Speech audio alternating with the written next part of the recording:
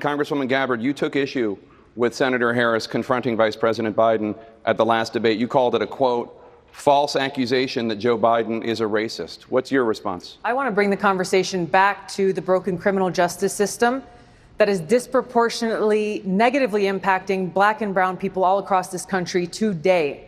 Now, Senator Harris says she's proud of her record as a prosecutor and that she'll be a prosecutor president, but I'm deeply concerned about this record. There are too many examples to cite, but she put over 1,500 people in jail for marijuana violations and then laughed about it when she was asked if she ever smoked marijuana. She blocked evidence. She blocked evidence that would have freed an innocent man from death row until the courts forced her to do so. She kept people in prison beyond their sentences to use them as cheap labor for the state of California. And she fought to keep cash bail system in place that impacts poor people in the worst kind of way. Thank you, Congresswoman. Senator Harris, your response. As the elected Attorney General of California, I did the work of significantly reforming the criminal justice system of a state of 40 million people, which became a national model for the work that needs to be done. And I am proud of that work.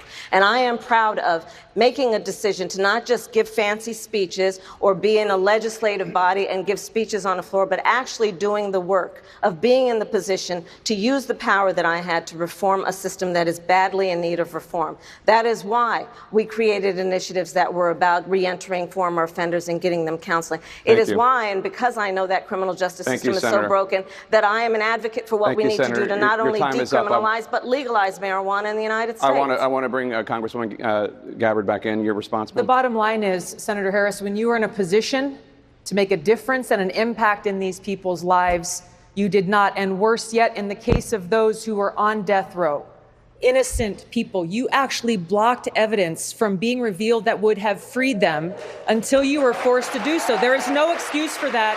And the people who suffered under your reign as prosecutor, you owe them an apology. Senator Harris.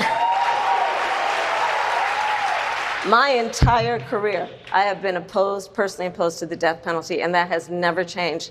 And I dare anybody who is in a position to make that decision, to face the people I have faced, to say, I will not seek the death penalty. That is my background. That is my work. I am proud of it.